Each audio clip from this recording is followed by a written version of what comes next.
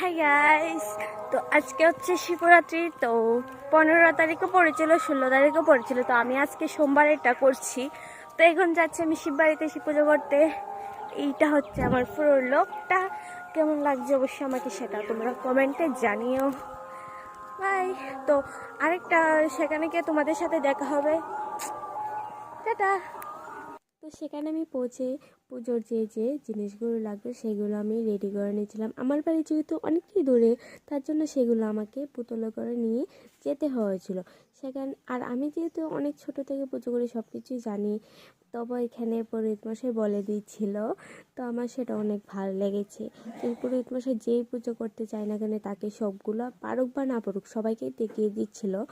তারপর এখানে আমি জল অর্পণ করে তারপরে ঘি, মধু, চাল, চিনি, যে সব সামগ্রী লাগে সব কিছু আমি নিয়ে আবার যাচ্ছিলাম সেগুলো অর্পণ করে। আর এখানে আমি কি করছি, উল্টো দিকে চলে যাচ্ছিলাম, একটু মানে ভয় লাগছিল।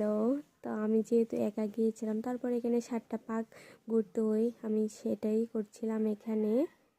তারপর 7 পাক ঘুরে আরও আমার ভিডিও অনই হচ্ছিল না, মেমোরি পুরো ফুল হয়ে গেছে।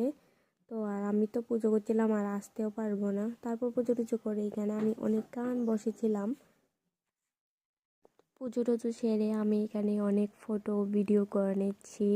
সেখানে গিয়ে আমার একটা ফ্রেন্ডের সাথে দেখা হয়ে গেছিলো, সেই আমার ফটো এইগুলো তুলে দিয়েছিল।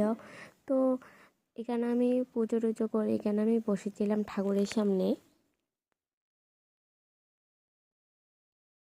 তো এখন আমার পুজো করে শেষ হয়ে গেছে, পুরোহিত মশাই আমাকে আমি ফটো দিয়ে দিয়েছে। তো তারপর আবার বাড়ি থেকে আবার পালনও করতে হবে।